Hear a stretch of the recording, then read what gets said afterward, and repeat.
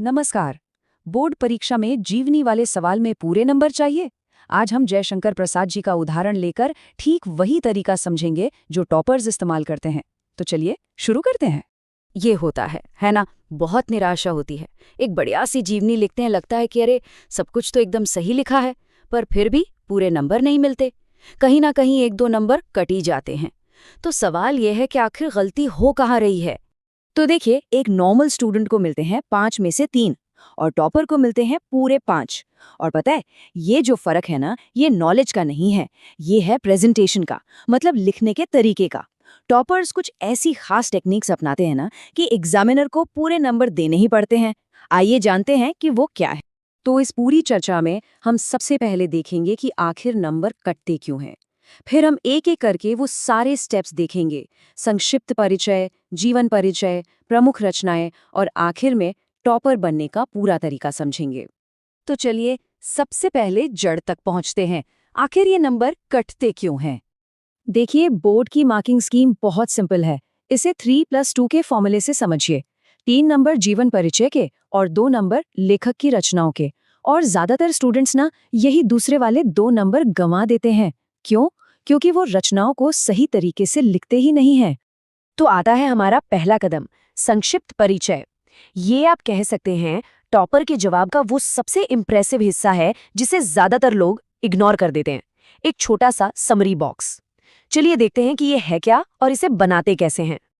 और देखिए, इसे बनाना बहुत ही आसान है। बस एक बॉक्स ड्रॉ करना है, फिर उसमें मेन हेडिंग्स लिखनी है और फिर जो भी की इन्फॉर्मेशन है उसे भर देना है। इसका फायदा, एग्जामिनर को पहली नजर में ही सारी जरूरी जानकारी मिल जाती है।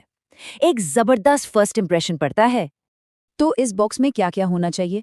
नाम, जन्म, जन्म स्थान, पिता माता का नाम, कुछ प्रमुख रचनाएं और मृत्यु। बस ये वो जरूरी जानकारी है जो इसमें होनी ही चाहिए।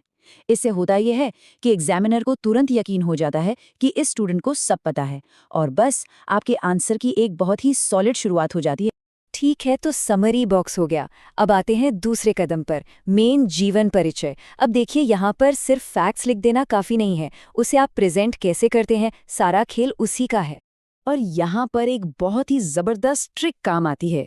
जो भी इम्पॉर्टेंट इन्फॉर्मेशन है ना, जैसे जन्म की तारीख, मृत्यु का साल, माता पिता का नाम, उसे ब्लैक पेन से या किसी अलग रंग के पेन से लिखें, उसे हाईलाइट कर दें। ये एग्जामिनर का ध्यान फौरन खींचता है। जैसे यहाँ देखिए, जयशंकर प्रसाद का जन्म 1889 ईस्वी में हुआ था। अब ये जो बोल्ड में लिखा है, सोचिए ये ब्लैक पेन से लिखा हो, एकदम अलग से दिखेगा। इससे एग्जामिनर का काम आसान हो जाता है और एक बहुत ही अच्छा इंप्रेशन पड़ता है। चलिए अब आते हैं आखिरी और सबसे क्रूशियल स्टेप पर, प्रमुख रचनाएं।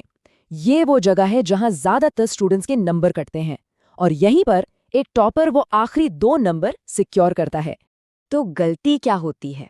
ज्यादातर लोग बस एक लाइन में सारी रचनाओं के नाम लिख देते हैं। ये एक नॉर्मल स्टूडेंट का तरीका है। लेकिन एक टॉपर क्या करता है? वो उन्हें कैटेगराइज करता है, मतलब विधा के हिसाब से अलग अलग बांटता है। ये नाटक हैं, ये कहानियां हैं, ये उपन्यास हैं वगैरह। कुछ इस तरह, एक टेबल बनाकर या हेडिंग्स डालकर, जैसे नाटक चंद्रगुप्त अजातशत्रु, कहानी छाया आकाशदीप। इस तरह से लिखने से आपका आंसर न सिर्फ ऑर्गेनाइज्ड दिखता है, बल्कि ये भी पता चलता है कि आपको लेखक के काम की गहरी समझ है। और बस यही वो चीज़ है जो आपको पूरे 2 नंबर दिलाएगी। तो चलिए अब इन सारी बातों को मिलाकर देखते हैं टॉपर बनने का पूरा तरीका, एक सिंपल फॉर्मूला। तो ये है 3 स्टेप टॉपर फॉर्मूला। स्टेप 1, एक समरी बॉक्स से शुरुआत करें। स्टेप 2, मेन बायोग्राफी में की फैक्ट्स को हाईलाइट करें। और स्टेप 3, रचनाओं को कैटेगराइज करके यानी बांट कर लिखें। बस ये 3 चीजें। एग्जाम में याद रखने के लिए ये बहुत ही सिंपल और पावरफुल तरीका है। तो एक बात हमेशा याद रखिएगा, बात सिर्फ ये नहीं है कि आपको कितना पता है, बात ये है कि आप उसे पेपर पर दिखाते कैसे हैं।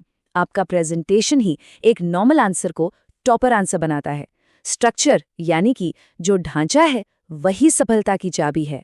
तो आखिर में एक सवाल, ये जो तरीका हमने देखा स्ट्रक्चर और प्रेजेंटेशन का, क्या ये सिर्फ नंबर लाने के लिए है या फिर ये तरीका हमें किसी भी सब्जेक्ट को बेहतर ढंग से सीखने और समझने में भी मदद कर सकता है? सोचिएगा जरूर।